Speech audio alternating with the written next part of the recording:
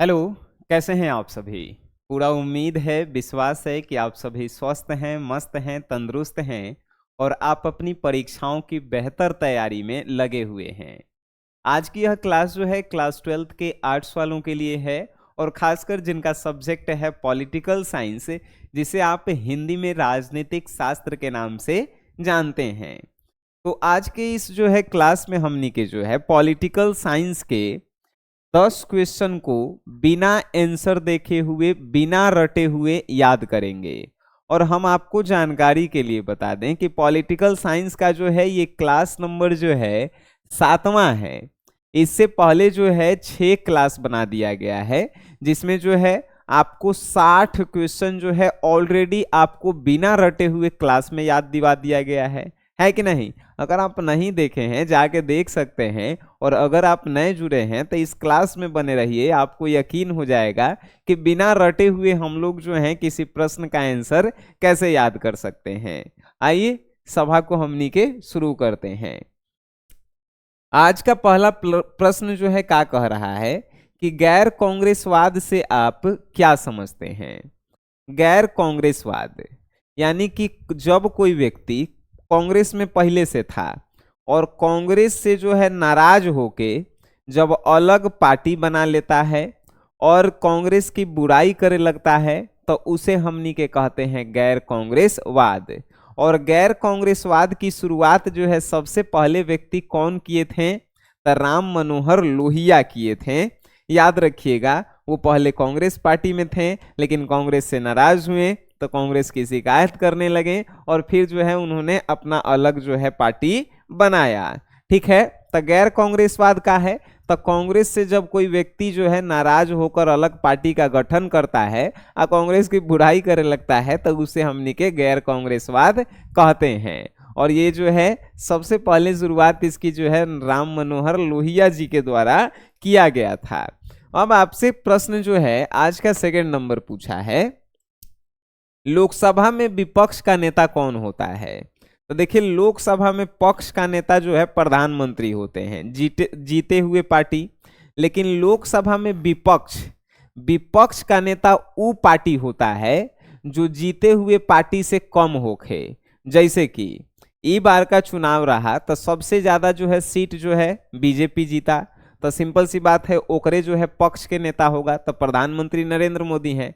विपक्ष के नेता कौन है? तो हारे हुए पार्टियों में सबसे बड़ी पार्टी कौन है? कांग्रेस है। तो कांग्रेस के जो है राहुल गांधी जो है विपक्ष के नेता हैं, है कि नहीं? तो आपसे क्वेश्चन ये पूछा है कि लोकसभा में विपक्ष का नेता कौन होता है, तो आपको बताना है कि लोकसभा में विपक्ष का नेता जो है हारे हुए पार्टियों में सबसे बड़े पार्टी का कोई एगो सांसद को बनाया जाता है। ठीक है, एगो जानकारी के लिए आपको बता दें तो 2000 अब विपक्ष का नेता आप कब बन सकते हैं? जब जो है लगभग आप 10% जो है सीट जीते हुए हों। कहने का मतलब 543 को सीट है तो आपको 10% सीट आप जीतेंगे तब भी जो है आप का बन सकते हैं, तब विपक्ष के नेता बन सकते हैं। तो 2014 से लेके 2000 कितना तक, 2024 तक, 2014 से लेके 2024 तक जो है आपको जानकारी के लिए बता दें कि कोई विपक्ष के नेता हिले नहीं था। काहे कि कोई पार्टी जो है 10% से अधिक सीट जीतिए नहीं पाई थी। लेकिन इस बार कांग्रेस जो है लगभग 100 गो सीट जीता है, जिसके कारण अब की जो है उसका विपक्ष का नेता बना है। बात आपके समझ में आ रही है? हम यहाँ पे जो है कोनो पार्टी के पक्ष या कोनो पार्टी के जो है बारे में नहीं बता रहे हैं, सिर्फ आपको जो है इक्वेशन जो है समझाने का प्रयास कर रहे हैं, इस बात का भी ध्यान रहे। अब जो है नेक्स्ट क्वेश्चन है 63 नंबर कि रंगभेद की नीति क्या है? देखिए, रंगभेद की नीति जो है एक प्रकार का नियम है जो सबसे पहले साउथ अफ्रीका में उठाया गया। यानी कि काले और गोरे लोगों में जो फर्क करना था उसी को जो है रंगभेद का नीति कहा गया। कची तो काला लोगों को जो है लोग नीच मानते थे और गोरे लोगों को जो है लोग अच्छा मानते थे। तो रंगभेद की नीति का है तो काले और गोरे लोगों में फर्क करना ही जो है रंगभेद की नीति है। ये रंगभेद की नीति जो है जानते हैं कब जो है दक्षिण अफ्रीका में शुरुआत हुई? शुरुआत हुआ 1948 में। कौन जो है शुरुआत किया था? तो दक्षिण अफ्रीका के एगो पार्टी था जेकर नाम था नेशनल पार्टी। ठीक है, तो नेशनल पार्टी में जो सरकार था वह सरकार जो है रंगभेद की नीति की शुरुआत किया 1948 में। लेकिन आपको पता होगा नेल्सन मंडेला जी के बारे में। नेल्सन मंडेला जो है उसका किए रंगभेद की नीति को जो है समाप्त कर दिए कितना में? 1998 में। नेल्सन मंडेला जो है खुद जो है काले थे, तो उनको जो है नीच भावना से देखा जाता था, तो उन्होंने जो है इसके खिलाफ आवाज उठाया और आखिरकार जो है उनको जीत मिला। और 1948 में जो रंगभेद की नीति शुरू हुई थी उसको जो है 1958 में खत्म कर दिए। लेकिन फिर भी जो है कहीं कहीं देखने को मिलता है, जैसे भारत में जातीयता कैसे है, कोई छोट जात के है तो कोई बड़ जात के है, तो वैसे ही जो है काले और गोरे लोगों में जो है वहां पे कहाँ पे दक्षिण अफ्रीका में फर्क किया जाता। अमेरिका में हाल फिलहाल में जो है देखने को घटना मिला है कि एगो काला व्यक्ति था तो उसको मॉल में घुसने नहीं दिया गया। तो आज भी जो है कहीं कहीं देखने को मिलता है कि नहीं?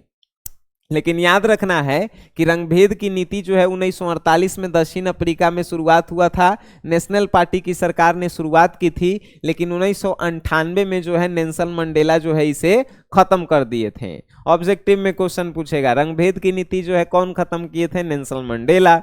कब खत्म किए थे? 1998 में। आपसे क्वेश्चन पूछा शिमला समझौता क्या है बताइए। तो शिमला समझौता जो है जब भारत पाकिस्तान का युद्ध हुआ था तो शिमला में बैठ करके जो है 1971 में एगो समझौता किया गया था। उसी समझौता को जो है नाम दे दिया गया शिमला समझौता। शिमला समझौता का है तब भारत पाकिस्तान के युद्ध के बाद जो है 1971 में शिमला में बैठ के एगो समझौता किया गया। उसी समझौता का नाम दे दिया गया शिमला समझौता। बात समझ गए? और शिमला समझौता में भारत की तरफ से जहां पे इंदिरा गांधी भाग ली थी, तब पाकिस्तान के तरफ से जो है जुल्फिकार अली भुट्टो जो हैं वो भाग लिए थे। याद रखिएगा, शिमला समझौता में भारत का नेतृत्व कौन किए थे? तो इंदिरा गांधी।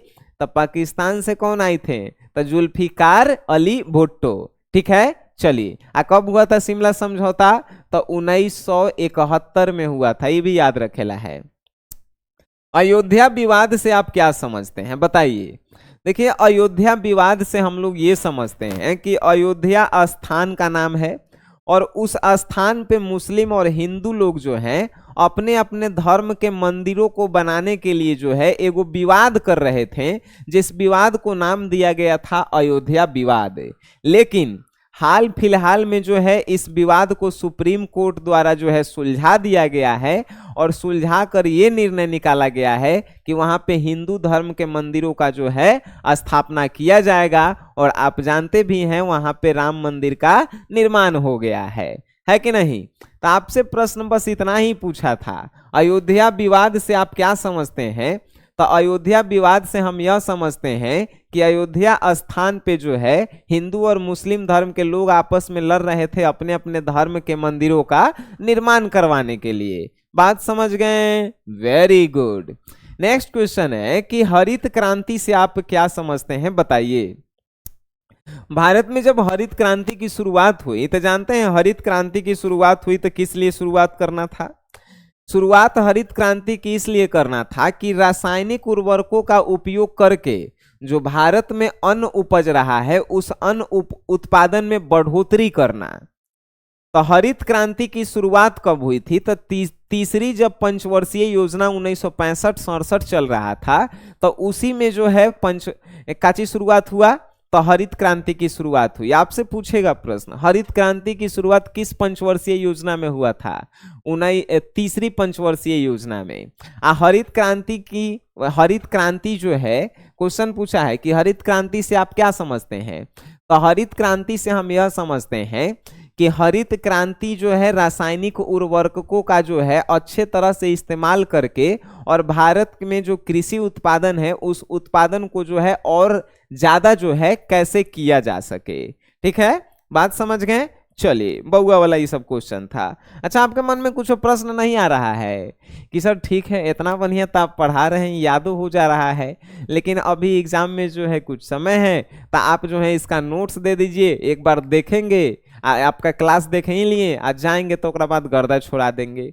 कुछ करेला है, आपको प्ले स्टोर से SGS क्लासेस एप्लीकेशन डाउनलोड कर लीजिए। यहाँ पे जो है आर्ट्स के आपके जितने भी सब्जेक्ट हैं, चाहे political, history, geography, sociology, home science, psychology, Hindi, English, economics, जो भी है सबका 2 नंबर वाला इंपॉर्टेंट क्वेश्चन, 5 नंबर वाला important question, objective question, test series, recorded class, सब जो है आपको मिल जाएगा। आपको जो है कोनो टेंशन लेने की आवश्यकता ही नहीं है। अब मात्र कम फीस में, मतलब कि 699 रुपया फीस है, 10 गो ओकरा में सब्जेक्ट है, जोड़िएगा तो 20-30 रुपया एको गो के नहीं पड़ता है। ओकरा में ढेर ढेर जो है चीज आपको दे दिया गया है, जिससे जो है आप 450 नंबर आराम से ला सकते हैं। देखिए नेक्स्ट क्वेश्चन है 67 नंबर कि चिपको आंदोलन के प्रभाव लिखें। बताइए क्वेश्चन का कहा है कि चिपको आंदोलन के प्रभाव लिखिए। तो सबसे पहले तो आपको समझना है कि चिपको आंदोलन है का। चिपको आंदोलन जो है ये पेड़ से चिपक करके जो है पेड़ों को कटने से बचाने के लिए जो है एक आंदोलन किया गया था, जिस आंदोलन को जो है चिपको आंदोलन नाम दिया गया। यानी कि बहुत सारे पेड़ कट रहे थे, तो लोग जो है पेड़ से चिपक रहे थे और कह रहे थे कि पेड़ नहीं काटना है, तो इसी आंदोलन को नाम दे दिया गया काची, तो चिपको आंदोलन। आपसे क्वेश्चन पूछा कि चिपको आंदोलन जो है इसकी शुरुआत जो है कौन किए थे, तो आपको पता है चिपको आंदोलन की शुरुआत जो है सुंदरलाल बहुगुणा ने किया था। और कौन से प्रदेश, तो असम से किए थे। आपको तो ये सब मालूम होगा, बउआ वाला क्वेश्चन है, ऑब्जेक्टिव में आपसे जो है पूछ सकता है। लेकिन क्वेश्चन आपसे यहाँ ये पूछा है कि चिपको आंदोलन के प्रभाव लिखें। आखिर चिपको आंदोलन का प्रभाव क्या रहा, तो चिपको आंदोलन का प्रभाव ये रहा कि पेड़ जो है कम से कम कटने लगा, और लोगों में जो है एकता देखने को मिला कि सब लोग जो है पेड़ से चिपक रहे हैं पेड़ को बचाने के लिए। और उसके बाद जो है ये आंदोलन काफी ज्यादा फेमस हुआ, जिससे जो है पूरे देश में चिपको आंदोलन जो है प्रभावी हो गया। बात समझ गए? चलिए वेरी गुड।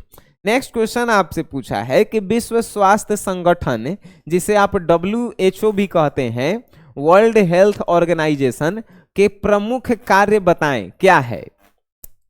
तो ये विश्व स्वास्थ्य संगठन पहले है का, तो ये एगो जो है अंतर्राष्ट्रीय संस्था है। अंतर्राष्ट्रीय संस्था कहने का मतलब कि देश के साथ साथ जो है विदेशों का भी ख्याल रखता है, और ये जो है देखता है कि कौन सभी देशों में जो है लोग शारीरिक और मानसिक रूप से ठीक हैं कि नहीं हैं। अगर नहीं ठीक हैं तो उसके लिए कौन सी दवाएं बनाई जाएं, कैसी जो है उनको हेल्थ सुविधाएं दी जाएं, ये जो है तय करता है विश्व स्वास्थ्य संगठन यानी कि WHO। अब WHO का जो है कार्य क्या है, अगर आपसे पूछा है तो सबसे पहले जो है एक कार्य है कि नई नई औषधियों का खोज करना। जैसे आप सुने होंगे कि कोरोना आया था तब वैक्सीन का खोज जो है बहुत सारे लोग कर रहे थे, और उसी के साथ WHO भी कर रहे थे, है कि नहीं। तो WHO का सबसे पहला काम कि नई नई औषधियों यानी दवाइयों का जो है खोज करना।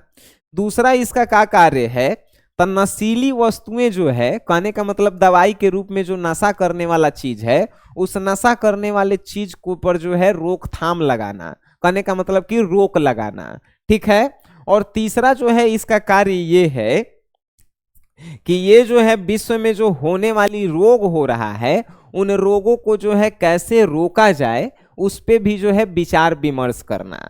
बात समझ गए? तो ये जो है WHO का जो है कार्य है। बात बउआ वाला था, समझ में आ गया होगा। नेक्स्ट क्वेश्चन है कि निशस्त्रीकरण की परिभाषा दीजिए, आखिर है का। आइए समझिए कि निशस्त्रीकरण जो है होता का है।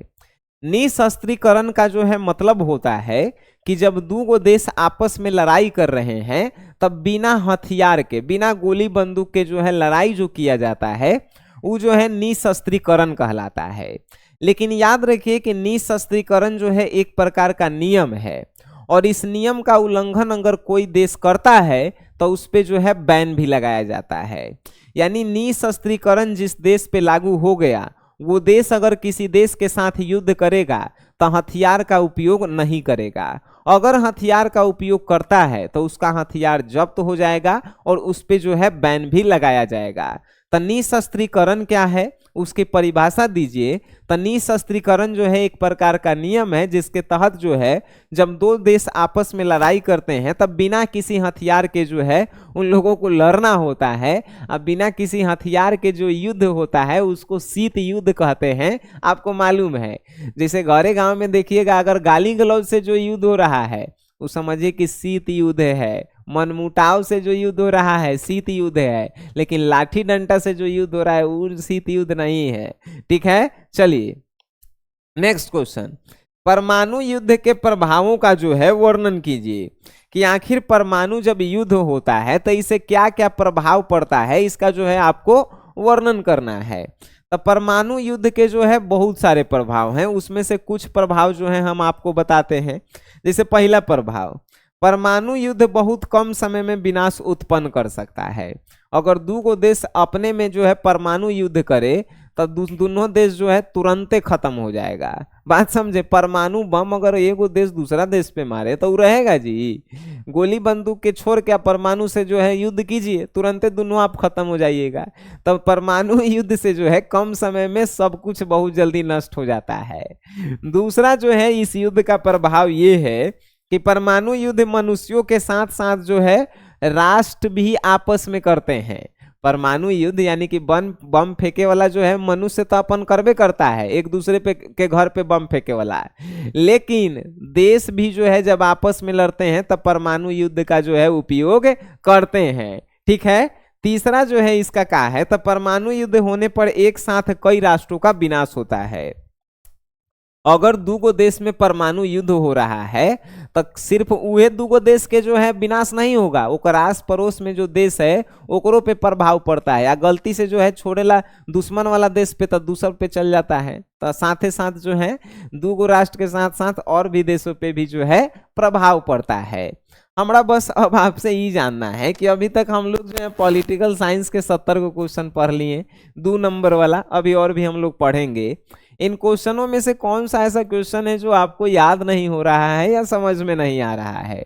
हमारा नहीं लगता है कि आपको जो है ऐसा कभी फील भी हुआ होगा। अगर गलती से कोनो के फील हो रहा है कि सर हमारा याद नहीं हो रहा है, समझ में नहीं आ रहा है, क्लास को आप जो है दोबारा देख लीजिए। दोबारा देखने के बाद जो है आप नोट्स पे आइए। नोट्स में जो है हैंड रिटेन नोट्स अपन हाथ से लिख के आपको दिया गया है, तो वो नोट्स देख लीजिए। नोट्स देखने के बाद आप टेस्ट सीरीज लगाइए, आप जो है क्लास कीजिए रेगुलर, है कि नहीं? तो ऐसे ही जो है क्लासेस आपके लिए आते रहती है आर्ट्स से रिलेटेड सभी सब्जेक्ट का। तो मिलते हैं हमनी के नेक्स्ट क्लास में, तब तक के लिए टाटा बाय बाय, जय हिंद।